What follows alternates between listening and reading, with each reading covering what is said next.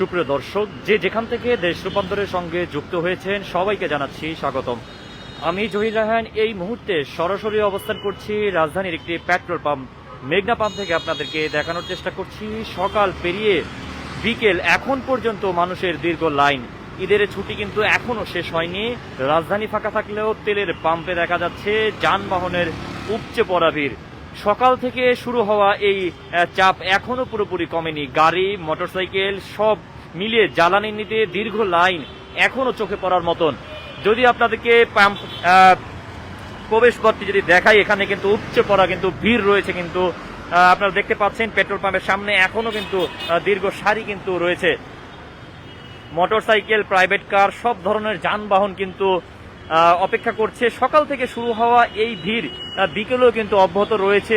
আমরা সরজমিনে ঘুরে যেমনটি দেখেছিলাম, প্রতিটি পাম্পেই কিন্তু এরকম কিন্তু ভিড় রয়েছে। আবার অনেক পাম্পে কিন্তু আমরা দেখেছি তেলের সংকটও কিন্তু রয়েছে। অনেক চালক দীর্ঘ সময় ধরে কিন্তু অপেক্ষা করছেন জ্বালানি নেওয়ার জন্য। অনেকেই জানান ঘন্টার পর ঘন্টা সিরিয়াল ধরে ধীরে ধীরে কিন্তু গাড়ি এগোচ্ছে। একটি গাড়ি জ্বালানি নিচ্ছে, অন্যগুলো কিন্তু অপেক্ষা করছে। সব মিলিয়ে এখন সময় সাপেক্ষে একটি প্রক্রিয়াই বলা চলে। ঈদের ছুটিতে অনেকেই ঘুরতে বেরোয়েছেন, আবার অনেকে শহরে ফিরেছেন। সকাল থেকে এই যাতায়াতের চাপ তৈরি হয়েছে, যার প্রভাব বিকেল পর্যন্ত এখনো দেখা যাচ্ছে। আরেকটি বিষয় যদি জানিয়ে রাখি, বিশ্ববাজারে অস্থিরতা তৈরি হয়েছে ইরান ইসরায়েল সংঘাত ঘিরে। এর প্রভাবে তেলের বাজারে অনিশ্চয়তা তৈরি হয়। ঈদের কয়েকদিন আগেও পাম্পগুলোতে একই ধরনের ভিড় কিন্তু দেখা গিয়েছিল। তখন অনেকেই আগে ভাগে কিন্তু জ্বালানি নেওয়ার চেষ্টা করেছিলেন, যার প্রভাব এখনো এই ভিড়ের মধ্যে দেখা যাচ্ছে। বর্তমান এই চাপ সেই ধারাবাহিকতারই একটি অংশ বলে মনে করছেন অনেকে।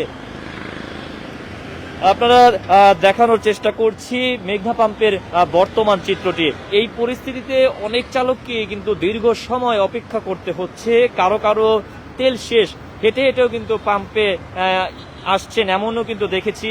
দীর্ঘ অপেক্ষা, ধীর গতির লাইন সব মিলিয়ে এটি একটি ভোগান্তির চিত্রই কিন্তু এখন এখানে দেখা যাচ্ছে। আপনারা দেখতে পাচ্ছেন যে ধীরে ধীরে কিন্তু গাড়ির লাইন এগোচ্ছে।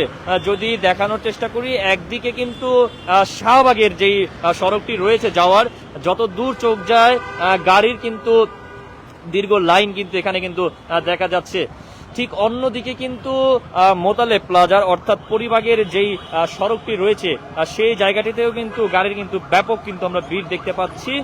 দুদিক মিলিয়ে শত শত যানবাহন কিন্তু অপেক্ষা করছে জ্বালানি নেওয়ার জন্য।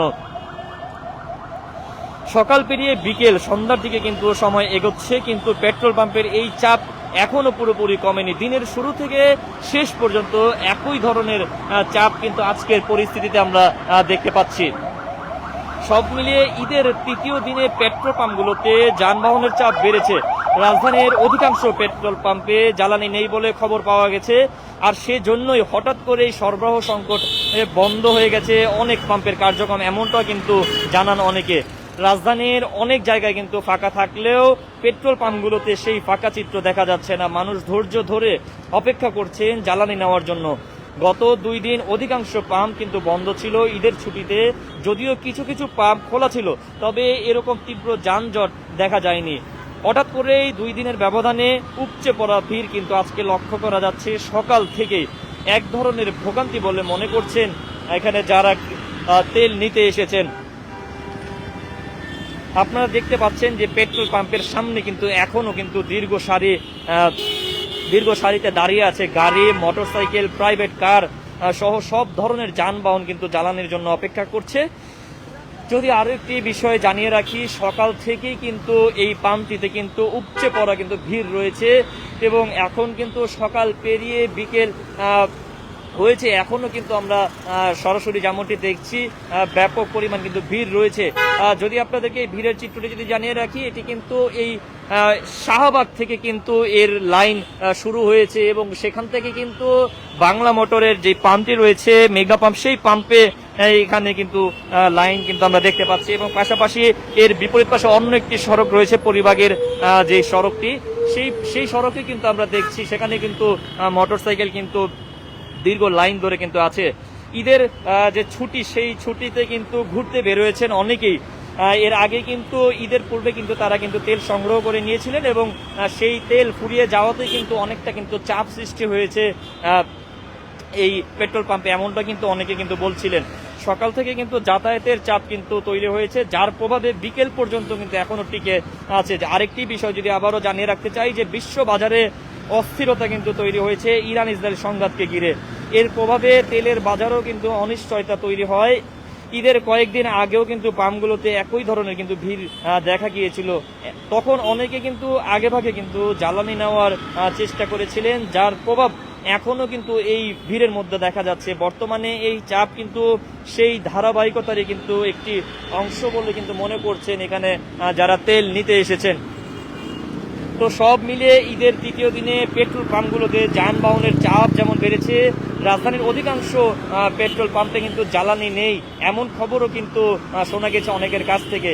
আর সেই জন্যই কিন্তু হঠাৎ করে কিন্তু সরবরাহ সংকটে বন্ধ হয়ে গেছে অনেক পাম্পের কার্যক্রম, এমনটি কিন্তু অভিযোগ করছিলেন এখানে যারা তেল দিতে এসেছেন।